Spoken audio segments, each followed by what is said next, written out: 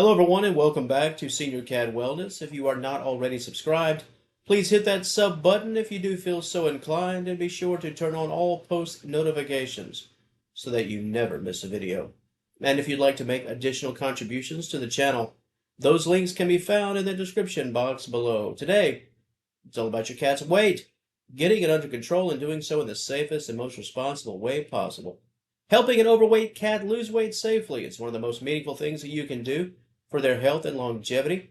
Many owners don't realize just how common feline obesity actually is, or how much it can impact really everything from mobility to your cat's comfort to that unfortunate risk of diabetes, heart disease, and of course that shortened lifespan. But the good news today is that with the right approach, a positive approach, responsible approach, you can help your cat to slim down in a way that's safe and gentle and effective, of course stress-free for your cat and stress-free for you. So today, we're going to talk about how to do all of that in a very healthy and responsible way. First off, it's very important to understand why cats gain weight in the first place.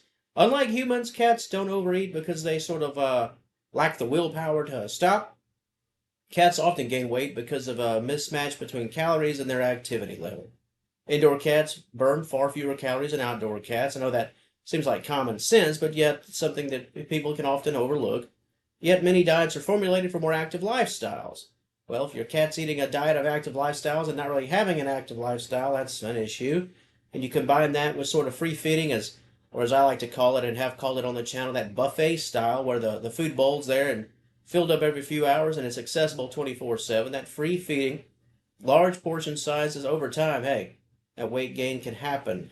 Sort of subtle, but it'll certainly happen if that's part of the regular routine.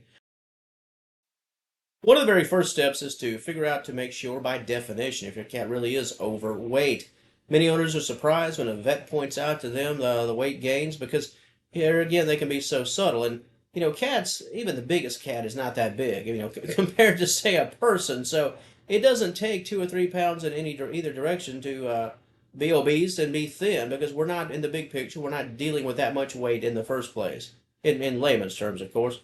Look for a rounded belly, a rounded undercarriage. Your cat's having difficulty grooming, and they're not of senior status, and they don't have arthritis. They're just having difficulty moving around because they've packed on the pounds. Or lack of a sort of visible waist when viewed from above. It just sort of looks like, for lack of a better word, sort of like a ball. During a vet visit, your cat's body condition score, an ideal weight can be a success, so you have a clear target goal in mind once you get their weight and just their overall body condition. Once you know your cat's weight, next step, of course, is going to be to adjust the calorie intake. Weight loss in cats must be done very slowly. They often pack on the pounds very slow, but taking them off has to be a slow process, because dropping weight too fast can trigger a dangerous condition, commonly noted known as fatty liver disease, and we don't want that. Like I said, it's 2 to 3 pounds a lot of times in any direction. So that may sound like, well, the cats can lose that and gain that quick, no problem. They really can. It's not safe for their health. So if your cat needs to lose 4 pounds, it doesn't need to happen in 4 days. Just keep that in mind. No crash dieting, no sudden of proportions. If you're feeding your cat too much and you find out your cat's overweight, don't go into sort of a fasting mode. That's not how this should be handled. It's all about being steady and a controlled weight loss. Your vet, they can help you regulate the right caloric intake, the range, the calories that are needed for weight reduction in a responsible way. But as a general rule, most cats' weight loss, it's done with small reduction in calories combined with increased activity, not just cold turkey fasting with an increase of activity. Diets do matter. Some foods are simply too calorie dense, or for cats that don't really move around that much. So switching to a high-quality diet, a weight management diet, that's food that's high in protein, low-carb diet, can make a massive difference. Wet food, that's often a very positive and helpful option because it's more filling, but with fewer calories. And the increased moisture supports hydration and just overall health. Transition to any diet gradually over a 5 to 7 day period to avoid an upset stomach. And like I said before, we don't need this whole buffet style to fasting within the snap of a fingers, because just as being obese is not healthy, that type of a crash diet is certainly not healthy.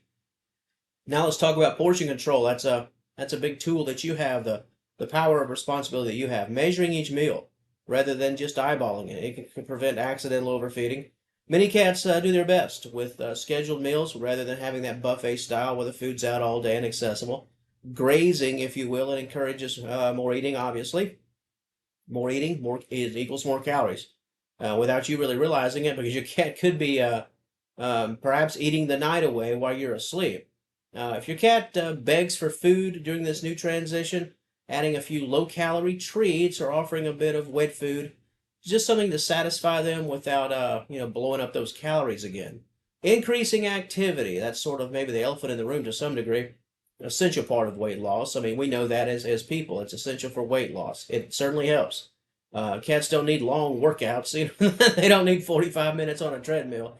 They just need a burst of energy through the day. Maybe if they're playing once a day, maybe add 2 or 3 play sessions to that. Just 5 to 10 minutes here or there over the 24 hour.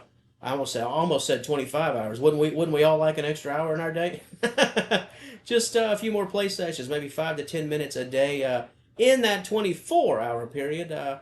It can work wonders over the course of days, weeks, and months. Food dispensing toys, something to keep things fresh from both a mental and a physical standpoint. And let's talk about environmental enrichment. Cats, like some people, they overeat out of boredom, right? Not really hungry. It's recreational activity, eating.